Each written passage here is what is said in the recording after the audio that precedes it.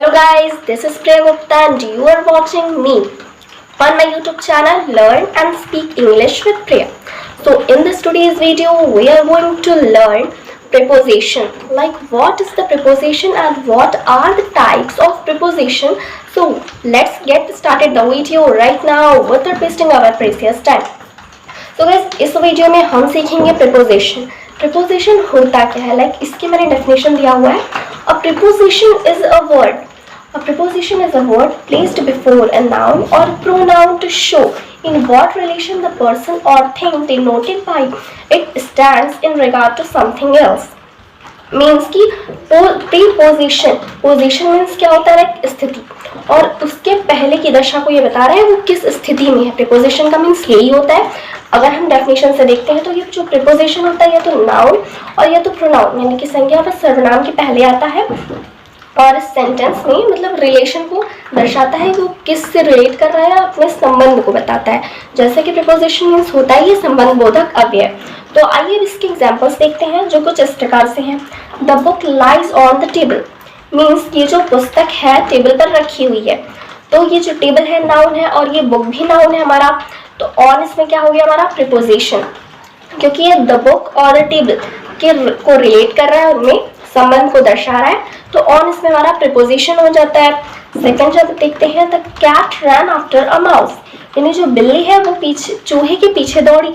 तो माउस भी हमारा नाउन है और कैट भी हमारा नाउन है, बट ये जो आफ्टर हो जाता है हमारा प्रीपोजिशन हो जाता है, क्योंकि ये बिल्ली और चूहे के संबंध को दर्शा रही है, उनमें कैसा संबंध है या किस प्रकार से वो एक दूसरे को रिलेट कर रहा है तो उनको बता रहा है। सो आई होप आप प्रीपोजिशन की डेफिनेशन समझ गए होंगे।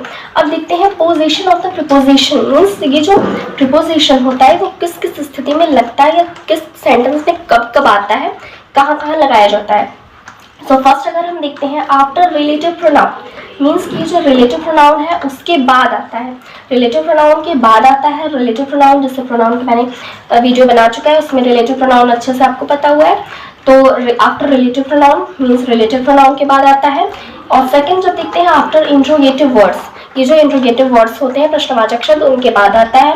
तो एग्जाम्पल्स अगर कुछ देखते हैं, I have seen the house which you spoke of, यानी कि मैंने उस घर को देखा हुआ है जिसके बारे में तुम बात कर रहे हो।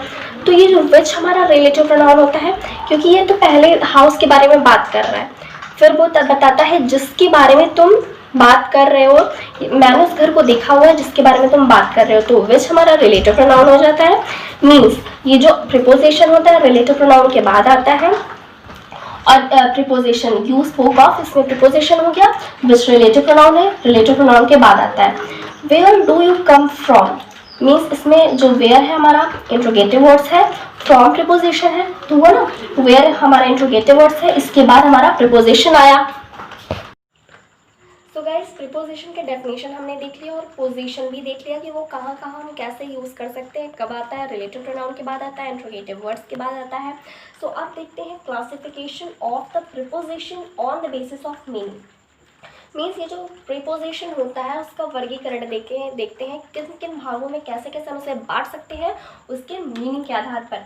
तो इसमें फर्स्ट हमारा आ जाता है प्रीपोजिशन ऑफ टाइम, मीन्स समय के आधार पर, मतलब जब टाइम रहेगा, टाइम के सेंस में या समय के सेंस में हम उसे सेंटेंस में क्या क्या यूज़ कर सकते हैं और किस किस वर्ड्स का यूज़ कर सकते हैं।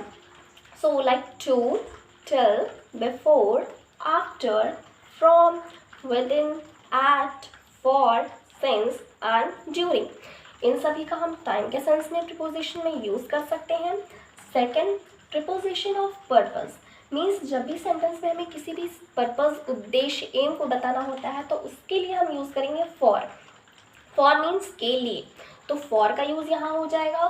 थर्ड देखते हैं प्रीपोजिशन ऑफ पोजीशन, मीन्स जब भी हमें प्रीपोजिशन में स्थिति को किसी भी कोई या वो किसी भी चीज़ कैसी अवस्था में है, किस स्थिति में है, पोजीशन में है, तो उसके लिए हम कुछ इन वर्ड्स का यूज़ करेंगे। On, in, at, below, above, under, outside and inside. तो ये सब जो है प्रीपोजिशन में पोजीशन को बताएगा कि किस कौन सी चीज़ कहाँ रखी हुई है, किस अवस्था में है, किस पोजीशन में है।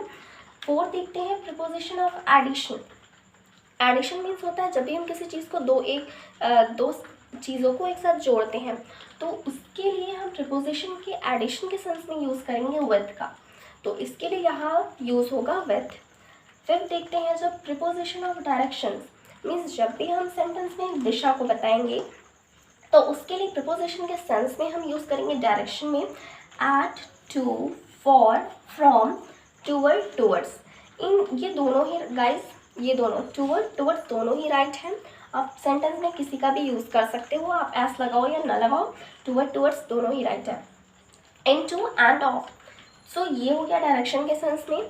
सिक्स, जब हम देखते हैं preposition of agency, means agency जब भी किसी साधन के बारे में बताते हैं, एजेंसी कोई कैसे मतलब किस चीज़ में रखा हुआ है, तो इसके लिए हम बाई के द्वारा का यूज़ करते हैं।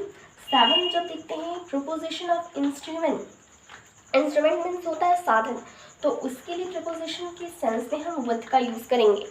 तो गाइज हमने पहले देखा था classification of preposition on the basis of meaning, means जो प्रिपोजिशन का वर्गीकरण होता है वो हमने मीनिंग के आधार पर देखा था, मीनिंग के बेस पे देखा था। अब हम देखते हैं classification of preposition on the basis of form, means preposition का वर्गीकरण उसके रूप, बनावट, स्ट्रक्चर, संरचना या उसके आधार पर, मतलब ये जो प्रिपोजिशन होते हैं किस किस टाइप के हो सकते हैं, सिंपल प्रिपोजिशन हो सकते हैं, कंपाउंड प्रिपोजिशन हो सकते हैं, फ्रेजल प्रिपोजिशन हो सकते हैं, लास्ट हमारे ये पार्टिसिपल प्रिपोजिशन हो सकते हैं। So let's start. On the basis of form preposition can be classified as follows, means होता है ये जो फॉर्म है उसकी प्रिपोजिशन के रूप, बनावट या संरचना के आधार पर इसे कुछ इस तरह से वर्गीकरण किया गया है, उसको बांटा गया है। तो फर्स्ट देखते हैं सिंपल प्रिपोजिशंस, मीन्स जो होता है सिंपल प्रिपोजिशन होते हैं वो किस टाइप के हो सकते हैं और क्या कौन कौन से होते हैं।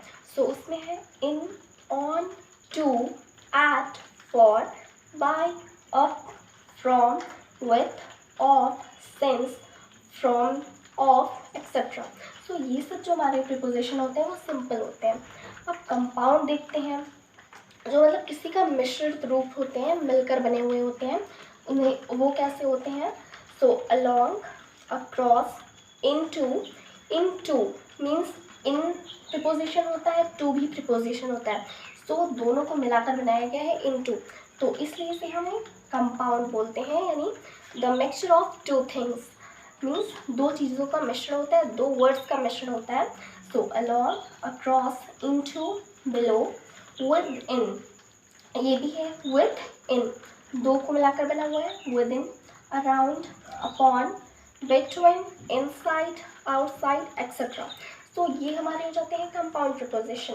थर्ड की बात करते हैं phrasal prepositions, means which have double prepositions, इनमें भी दो दो प्रिपोजिशन होते हैं। ये कंपाउंड अलग होते हैं, फ्रेजल अलग होते हैं। फ्रेजल में दो प्रिपोजिशन तो होते हैं, बट इसका हम यूज़ सिर्फ फ्रेजेस में कर सकते हैं। तो उसके लिए है which have double prepositions like out, of, out, side of, दो है ना, और क्या है अकॉर्डिंग टू, तो इसमें सारे दो प्रिपोजिशंस यूज हुए हैं। With a view to, in front of, by force of, etcetera. तो ये सब फ्रेजेस में यूज़ होते हैं और इनमें डबल प्रिपोजिशन का यूज़ होता है। फोर्थ तक की अगर हम बात करते हैं पार्टिसिपल प्रिपोजिशंस, तो ये जो होते हैं प्रिपोजिशन वो पार्टिसिपल होते हैं।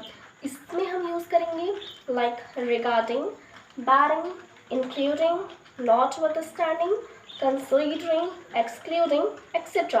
तो ये सब जो होते हैं उसके फॉर्म के आधार पर होते हैं, तो मतलब पहले तो हमने मीनिंग के आधार पर देखा था कैसे कैसे होते हैं, ये सब स्ट्रक्चर के आधार पर, जैसे पहले सिंपल प्रिपोजिशन आएंगी, फिर कंपाउंड, फिर फ्रेजल एंड लास्ट में हमारा पार्टिसिपल प्रिपोजिशन। आज की मेरी वीडियो प्रिपोजिशन की कैसी लगी? Hope you like this video.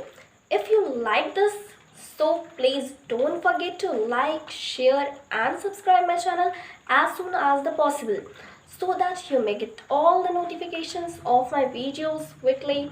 So goodbye friends and keep watching.